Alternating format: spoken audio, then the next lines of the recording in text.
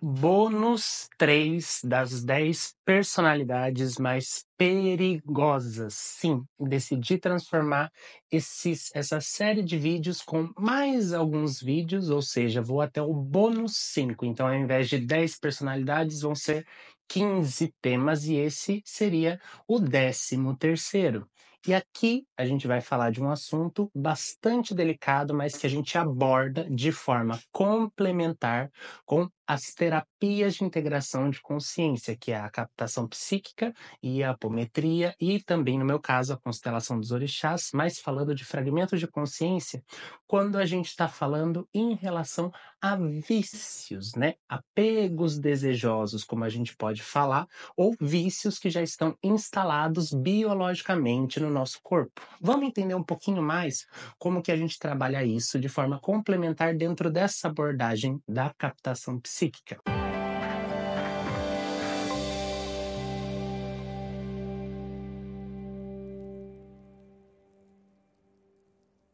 Mas antes de tudo isso, seja muito bem-vinda, muito bem-vindo aqui no canal. Se você não me conhece, meu nome é Matheus Pessoa, sou terapeuta holístico e vibracional e estou fazendo essa série de vídeos mais voltadas para o tema das memórias de vidas passadas ou fragmentos de consciência, né? É parte do meu trabalho lidar com essas questões do inconsciente, ajudando a pessoa no processo de integração da consciência, né, de se tornar mais inteira e consciente de si, se apropriar de suas partes, né? E queria pedir humildemente você que está assistindo esse vídeo para deixar um like aqui e, se quiser, um comentário, se achar interessante, compartilhar com alguém. Todos esses movimentos ajudam o vídeo a engajar e alcançar cada vez mais pessoas, né? E se você quiser saber um pouco mais sobre as coisas que eu trabalho, tem todos os links das minhas redes sociais aqui embaixo. Tem o link para o meu grupo do WhatsApp fechado, onde eu envio conteúdos exclusivos. Tem os link para o site do Franciscanos, onde a gente trabalha diretamente com isso que eu estou falando aqui nessa série de vídeos, e você pode conferir todos os outros mais de 50 vídeos que tem nesse canal, se você acessar o meu canal e, claro, tiver inscrito nele. Se inscrever também é muito importante. Vamos lá. Vamos falar sobre essa questão dos vícios, né? Acontece frequentemente de, no projeto Franciscanos, atendermos ou diretamente uma pessoa que está lutando contra um vício, né? E aqui vamos falar de uma forma generalizada por enquanto, né? Ou pede para a gente atender por ponte alguém que está também enfrentando esse processo, né? E a primeira coisa que a gente tem que entender, e eu acho importante falar, é que o trabalho com um vício, ele é um trabalho multifacetado. Quanto mais áreas da saúde você conseguir envolver junto, um acompanhamento médico, um acompanhamento dentro da abertura do cliente com psicólogo, às vezes psiquiatra, porque às vezes o vício está relacionado com questões de transtornos, e a gente entra na perspectiva de consciência, de espiritualidade dentro da abertura da pessoa, né? E como que a gente colabora com esse processo? Colabora, não existe uma cura garantida nesse processo. Tanto que uma pessoa, quando ela está abandonando o vício, ela nunca deixa de ser viciada. É quase como uma luta constante dela para se manter sóbria, digamos assim. Então, também é interessante pensar num acompanhamento. Mas vamos supor que chega um caso desses. Geralmente, é muito comum dentro das captações, um primeiro momento, quando a pessoa ainda está muito envolta nesse vício, é natural que ela esteja associada com memórias, né, com partes dela que também tiveram essa mesma associação, né? Como todos os casos de uma memória que está interferindo na sua vida de uma forma muito presente, é muito por similaridade. E quanto mais tempo essa relação de vício, de alimentação, está consolidada no psiquismo, mais força elas ganham. Elas vão se tornando cada vez mais densas. Por quê? Porque elas estão numa frequência diferente, onde elas não têm o corpo físico.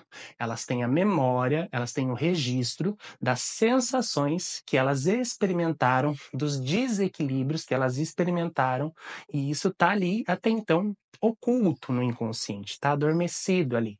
Aí, quando a pessoa que tem o corpo físico, que é essa bateria energética que te permite sentir com mais intensidade todas aquelas sensações, né?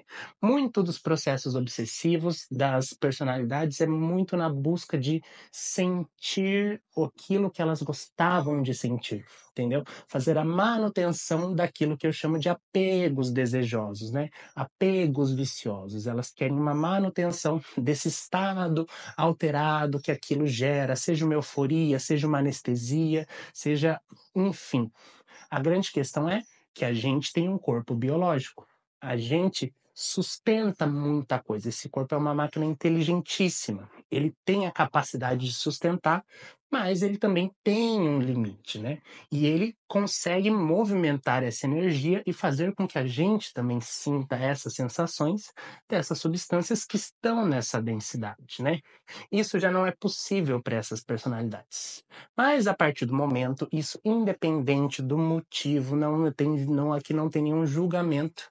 Quando isso começa a entrar em contato, independente da razão, se foi alguma tristeza profunda, isso a gente investiga ao longo do processo terapêutico. Então, não vou falar motivos aqui, porque cada caso é um caso, mas independente do gatilho, isso gera um despertar dessas personalidades. Então, é muito comum, nesses casos, aparecerem relações de memórias que também tiveram seus vícios, né? Seja com alcoolismo, tabagismo, coisas mais pesadas dentro do contexto, né?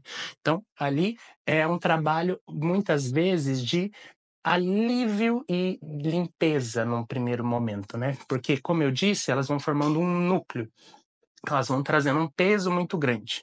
Então, a remoção de uma personalidade que está retroalimentando o vício, ela busca abrir espaço psíquico no campo da pessoa para ela fazer os movimentos.